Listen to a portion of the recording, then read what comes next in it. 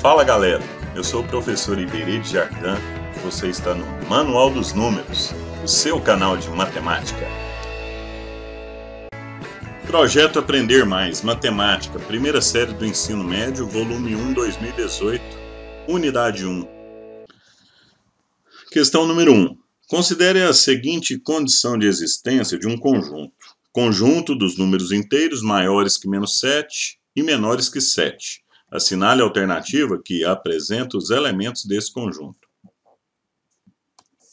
Vamos observar esses números que eu coloquei aqui. Uma sequência que vai do menos 9 até o 9. Números inteiros. Né? É lógico que isso aqui não tem começo nem fim. Antes do menos 9 teria aqui menos 10, menos 11, menos 12. Depois do 9 aqui, 10, 11, 12 e assim por diante. Seguinte, nós temos aqui uma situação que ele diz que o número tem que ser simultaneamente maior do que menos 7 e menor do que 7. Então eu tenho aqui ó, o menos 7 e o 7. Vou pegar todos os números inteiros que estão entre esses dois números. Os dois números fazem parte da resposta? Não. Eles servem apenas de referência, ou seja, eu sei aonde eu vou começar e aonde eu vou terminar, certo? Então, a alternativa que melhor representa essa situação, ou melhor ainda, que representa essa situação de forma correta, é a letra D. Considere a seguinte condição de existência de um conjunto. Conjunto dos números racionais ímpares positivos menores ou igual ao número 15. Assinale a alternativa cuja representação de relação dos elementos esteja correta. Então aqui é o seguinte, os números racionais ímpares positivos. Então nesse caso aqui, ó, nós já vamos considerar apenas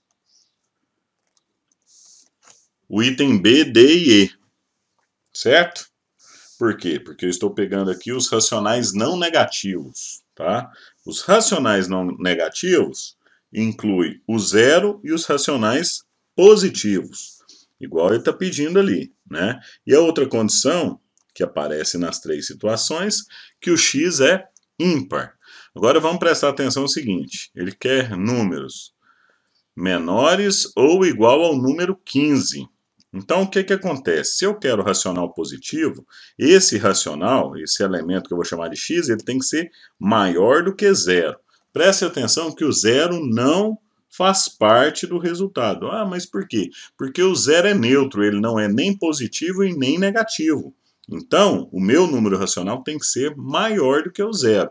O zero vai servir apenas de referência, ou seja, eu sei aonde eu iniciarei os elementos que fazem parte aqui do meu conjunto. E tem que ser o quê? Menor ou igual ao número 15. Então, nós vamos usar esse símbolo aqui de desigualdade, que significa que o número é menor do que 15, mas também pode ser o 15. Por quê? Porque tem a questão da igualdade. O 15 faz parte do resultado. Na hora de citar esses números, você pode citar o número 15. Por quê? Porque ele falou que tem que ser menor ou igual. Então, observando as condições aqui, nós verificamos que a alternativa correta é o item B, ou seja, eu tenho um número aqui racional não negativo, tenho zeros positivos, o x é ímpar e ele é maior do que zero e menor ou igual a 15. Então vamos lá, questão número 3. Dê o que se pede. 10 elementos do conjunto dos números naturais, mais 10 elementos dos inteiros, 10 racionais, 10 irracionais e 10 reais.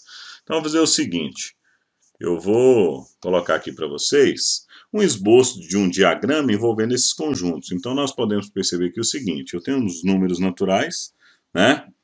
0, 1, 2, 3, 4, 5, até infinito. Depois eu tenho os números inteiros, ou seja, eu peguei os naturais e acrescentei os números negativos.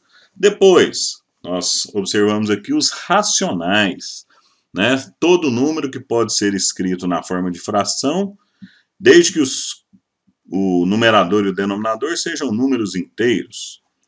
E nós temos aqui os irracionais, que são os números que não tem como ser escritos na forma de fração. E juntando tudo isso daqui, ó, racionais com irracionais, nós temos os reais. Vale lembrar o seguinte, tá vendo que o conjunto N, o conjunto Z, está dentro do conjunto Q? Porque automaticamente, se ele é natural, ele é inteiro. Se ele é inteiro, ele é racional. E se ele é racional, ele é real. Então eu fiz um esboçozinho aqui só para a gente lembrar dessa relação entre esses conjuntos, tá certo? Então eu escrevi aqui na letra A, né, meu conjunto solução, que eu chamei aqui de S, e coloquei os elementos, né, vários números naturais. É lógico que nós temos infinitas possibilidades, tá ok? Agora nós vamos verificar aqui, ó, 10 elementos do conjunto dos números inteiros, o conjunto Z. A solução aqui do meu item B, citei números inteiros, né? Dei uma ênfase aqui, coloquei mais números negativos. É lógico que não tem essa obrigatoriedade. Se você quisesse repetir a resposta do item A no item B, também poderia. Por quê? Se o número é natural, automaticamente ele é inteiro. Vamos ao item C, 10 números do conjunto dos números racionais. Então, citei aqui no meu conjunto S, conjunto solução, desse item, números racionais. Vale observar que nós temos aqui, ó, números naturais. Se ele é natural, ele é racional. Nós temos números inteiros, que também são racionais. E citei aqui algumas frações, né? Números também decimais, porque esses números decimais nós podemos escrever na forma de fração. Então, ele é racional. No item D, ele pede 10 elementos do conjunto dos números irracionais, ou seja, aqueles números que não tem como a gente escrever na forma de fração. Então está aqui 10 elementos dos irracionais. Então percebam que nós temos aqui raízes não exatas, né? Raízes de números que não são, por exemplo, quadrados perfeitos. E observe que aparece também aqui, ó, um número importante, que é o número π, a razão entre o comprimento de uma circunferência e o seu diâmetro, também um número irracional. 10 elementos do conjunto dos números reais. Então aqui, ó, percebam que na minha solução coloquei vários números, né? Entre esses números, percebam que tem número racional e tem número irracional, viu? Vamos lembrar que conjunto dos números reais é a união de racionais com irracionais. E outro detalhe importante aqui, esse item A que nós usamos aqui, poderia ter colocado no item B, poderia ter colocado aqui no item C e no item E, que estaria correto. Porque se o número é natural, ele é inteiro. Se ele é inteiro, ele é racional. Se ele é racional, ele é real. Certo? E assim, também poderíamos fazer com os números inteiros. Poderia repetir aqui, ó, nos racionais e nos reais. Certinho? Então vamos dar continuidade às nossas atividades. Questão 4. Observe os elementos a seguir. Coloque nos espaços a seguir os elementos que pertencem a cada conjunto. Então nós vamos fazer a distribuição desses números que foram dados no exercício de acordo com os conjuntos. Então vamos lá, vamos escrever, né, fazer essa distribuição desses elementos nesses conjuntos aqui. Então aqui nós temos o seguinte, coloquei aqui da relação de números os que são naturais, aí nós podemos observar que, mas ali ó, o 14 é natural, mas se ele é natural ele também é inteiro, se ele é inteiro ele é racional, se ele é racional ele é real. Então perceba que ele apareceu nesses outros conjuntos, justamente por isso, tá? O mesmo acontece aqui ó, com 16, natural, inteiro, racional, real. E da mesma forma a gente observa essa situação com os inteiros. Eu tenho ali, por exemplo, menos 9 e o menos 1, que aparece aqui, ó, nos racionais e também nos reais. Certo? Depois aqui foram citados os racionais, que aparecem também nos reais. Então, nós temos aqui esses números que eu estou marcando aparecendo nesses dois conjuntos, porque automaticamente, se ele é racional, ele é real. E nós temos aqui os irracionais. Então, aqui, irracional, real. Irracional, real. Certo? Então, fiz a distribuição desses números que foram dados aqui. Certinho? Então, vamos para a próxima. Então, vamos lá. Aqui no exercício 5, complete as lacunas com o símbolo de pertence ou não pertence, sempre que possível. Aí vamos recordar a questão dessas relações de pertencimento aqui. Ó. Nós temos esses símbolos, aí vale lembrar que pertence ou não pertence quando eu estabeleço a relação entre elemento e conjunto, dizendo se esse elemento ou esse objeto faz parte de determinado conjunto ou grupo. Então, nós utilizamos aqui pertence ou não pertence. Se eu estou relacionando conjuntos, aí nós já utilizamos esses símbolos aqui. Ó, a relação entre conjunto e conjunto são esses símbolos de inclusão, certo? Então, vale lembrar que tem situações aqui que provavelmente não poderemos utilizar pertence ou não pertence. Primeira situação aqui, ó, na letra A, menos raiz cúbica de 3. Faz parte dos números naturais? Isso aqui é um número natural? Não é. Então, nós dizemos que não pertence ao conjunto dos números naturais. Agora aqui, nós estamos estabelecendo a relação entre dois conjuntos. Eu deveria utilizar um desses símbolos aqui, certo? Só que ele falou que eu só posso usar o pertence ou não pertence. Então, nesse caso, nós deixaremos esse item aqui em branco, tá? Não coloca nada. Menos 12 é um número racional? É. Então, nós dizemos que ele pertence ao conjunto dos números racionais. 5 meios é um número irracional? Não é. Então, nós dizemos que ele não pertence ao conjunto dos números irracionais. O 2 é um número inteiro? Sim. Então, nós dizemos que ele pertence a esse conjunto. 1,2 é um número inteiro? Não. Então, nós dizemos que ele não pertence a esse conjunto. O 9 é racional? Sim.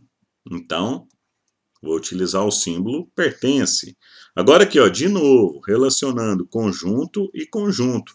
Eu não posso usar o pertence ou não pertence, então vou deixar em branco. Raiz de 7 é um número real? É um número real, porque a raiz de 7 nós sabemos que é irracional. Se é irracional, é real. Então, nós dizemos que a raiz de 7 pertence ao conjunto dos números reais. Bom, questão 6. O quadro a seguir apresenta alguns símbolos na relação de pertencimento. Foi justamente esse quadro aqui que eu aproveitei no item anterior, né? Então, nós já vimos isso daqui. De acordo com o quadro, relaciona os conjuntos a seguir. Tem o conjunto A e tem o conjunto B. Observe que aparecem elementos aqui, ó, que pertencem ao conjunto A e também pertencem ao conjunto B. Menos raiz de 9, o menos 3,4, o 12 nonos e menos raiz cúbica de 5. Então, todos os elementos do conjunto A pertencem também ao conjunto B. Então, nós vamos verificar isso daqui, ó. Representei através de um diagrama, fica mais fácil, né? Então, todos os elementos de A pertencem também ao conjunto B. Significa que o conjunto A está contido no conjunto B. Ou podemos afirmar também que o conjunto B contém o conjunto A. Então, quando a gente faz a leitura do menor conjunto para o maior, nós utilizamos aqui está contido. Se eu fizer a leitura do maior conjunto para o menor, aí eu utilizo o contém. Então eu digo que o conjunto A está contido no conjunto B, se e somente se todos os elementos do conjunto A pertencerem ao conjunto B. Eu fiz a leitura aqui, ó, do menor para o maior. Utilizei o está contido. Agora, se eu fizesse o contrário, tem o conjunto maior e o conjunto menor. Então, eu digo conjunto B contém o conjunto A. Sabendo disso, nós vamos completar essas relações aqui que foram colocadas. Então, aqui, ó, menos 3,4 faz parte do conjunto A? Faz. Então, nós dizemos que ele pertence ao conjunto A. Lembrando que aqui eu estou relacionando elemento e conjunto. Agora aqui, ó, relacionando conjuntos. Conjunto A, que é o menor, né, todos os elementos dele faz parte de B. Então eu digo que o conjunto A está contido no conjunto B. Ou ainda, que o conjunto A não contém B. Não tem como o conjunto menor conter o maior. Então eu digo, né, faça a negação, ele não contém. Agora aqui, ó, 12 nonos faz parte do conjunto B? Faz, ele está aqui, ó. Então eu digo que ele pertence, fiz uma relação de elemento e conjunto. 1,3 faz parte do conjunto A? Não faz. Então nós dizemos que ele não pertence ao conjunto A. Agora aqui, o B, conjunto B, em relação ao conjunto A, do maior para o menor. Então eu digo que o conjunto B contém o conjunto A. Se ele contém o conjunto A, nós não podemos lembrar, não podemos esquecer, né, que o conjunto B não está contido no conjunto A. É justamente o contrário, como nós vimos aqui no item B. E aqui é o seguinte, coloquei esse conjunto B em destaque porque esse item estava repetindo aqui na letra D. Então, fazendo essa correção, aqui eu estou relacionando 1,3 com o conjunto B. Tá? Não esqueçam de fazer essa correção aí. Foi um erro de digitação, de impressão. Então, aqui é o seguinte, 1,3 faz parte do conjunto B? Faz, ele está aqui. Ó. Então, nós dizemos que ele pertence ao conjunto B. Certinho? Marcos, Pedro e João eram candidatos a representantes de sala. Os demais alunos podiam votar apenas em 2 candidatos. Após a apuração, verificou-se que Marcos e Pedro obtiveram juntos 100 votos, Pedro e João tiveram juntos 80 votos e João e Marcos tiveram juntos 20 votos. Nessas condições, pode-se dizer que... Vamos utilizar o diagrama para a gente verificar essa situação aqui. Então, aqui é o seguinte, ele só tem essa condição aqui, ó, só pode votar em 2 candidatos. Então, aqui no diagrama, por exemplo, nessa parte aqui, ó, nós teríamos os que não votaram em nenhum. Então, não pode. Então, significa que não vai ter número nenhum aqui. Nessa parte aqui, ó, por exemplo, que eu destaquei aqui de amarelo, votou só no Marcos. Aqui, votou só no Pedro. E aqui votou só no João. Também não pode. Nós temos aqui que votou nos 3. Também não pode. Significa que nós iremos trabalhar apenas com essas partes aqui, ó. Por quê? Porque esse espaço significa os que votaram em Marcos e Pedro. Essa parte aqui, ó, votaram em João e Marcos. E essa parte aqui também de vermelho votaram em Pedro e João. Então é a única condição que tem aí. É essa, votar em 2 candidatos. Então é o seguinte, Marcos e Pedro obtiveram juntos 100 votos. Então aqui, ó, 100 votos. Pedro e João tiveram juntos 80 votos. Então vou preencher aqui, ó, 80 votos. E Marcos e João tiveram juntos 20 votos. Beleza, então vamos definir aqui, ó, o O Marcos, ele teve 100 mais 20, que vai dar 120. Observa aqui, ó. Conjunto Marcos, o que tem aqui dentro? O 100 e o 20. Conjunto Pedro, os que votaram no Pedro. Observe ali. Eu tenho o quê? 100 mais 80, que vai dar 180. Agora aqui no João, o que nós temos ali no conjunto que representa os votos do João? Nós temos 20 mais 80, que vai dar 100. Então, a alternativa que representa corretamente essa situação é o item I.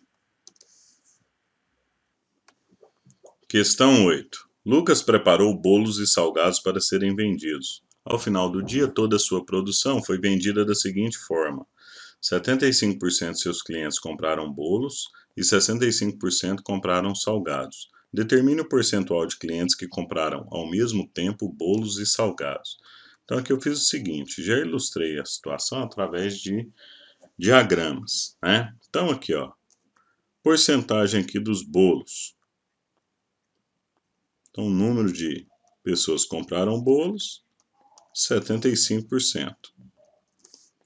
Número de pessoas que compraram salgados. Então, o NS aqui vai ser igual a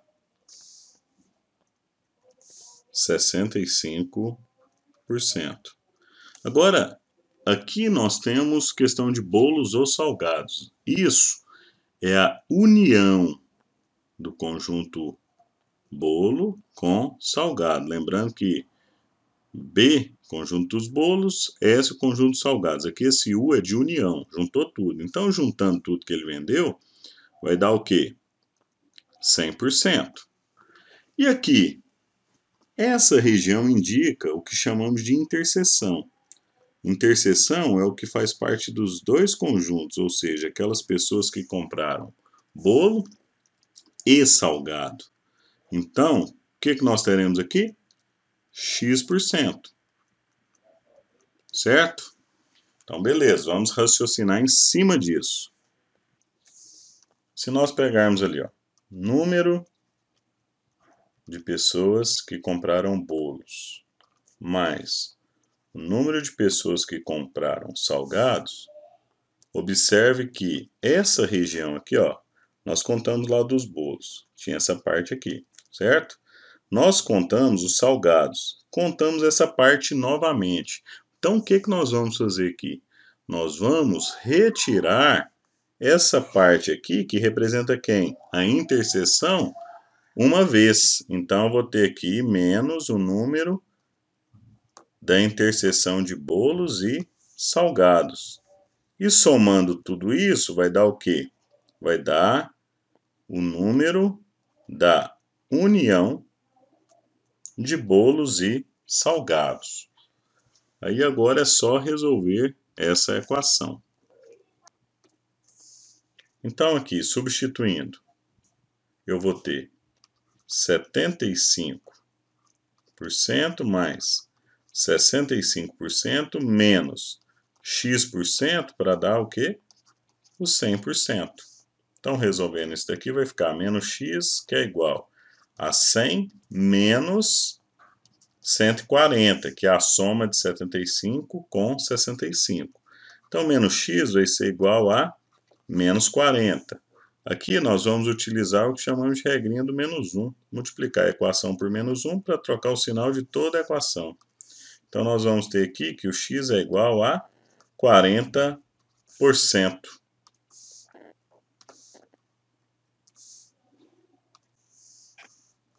Então, está resolvida aqui a nossa equação e o nosso probleminha.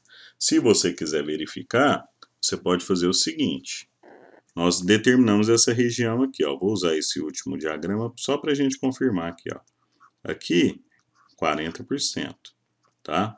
Agora presta atenção que toda essa região aqui vai dar os 75%. Só que se a gente descontar essa parte, eu vou ter 75 menos 40, que vai dar 35% exclusivamente compraram bolos. E, usando o mesmo raciocínio, eu vou pegar 65% dos salgados menos os 40%, que vai dar 25%, exclusivamente salgados. Se a gente somar os que compraram só bolo, 35%, com os que compraram só salgados, vai dar 60%. Com os 40% que compraram bolo e salgado, fecha os 100%. Ok?